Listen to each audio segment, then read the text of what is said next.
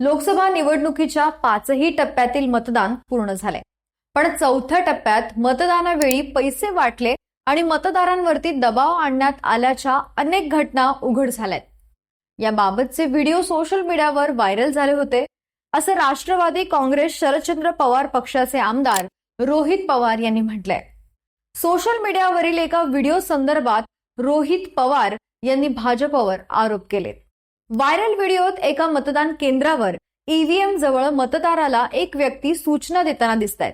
ती व्यक्ती मतदारांना कोणते बटन दाबायचे हे सांगताना दिसते।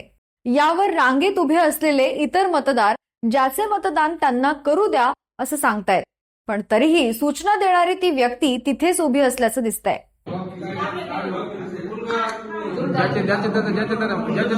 मतदान करायचं सरका बोलता त्यांना करू दे मतदान। चला बाजूला सरका, यांचे दाबा म्हणू नका, तुम्ही बाजूला सरका, तुम्ही बाजूला सरका, कशाला करायचं। व्हिडिओ बीडच्या परळीमधला असल्याच्या चर्चा आहेत। तो व्हिडिओ शेअर करत रोहित पवार यांनी भाजप विरोधी संताप व्यक्त केलाय। आता यापुढे लोकशाही नव्हे तर गुंडाराज चालणार का असा सवाल त्यांनी उपस्थित केलाय।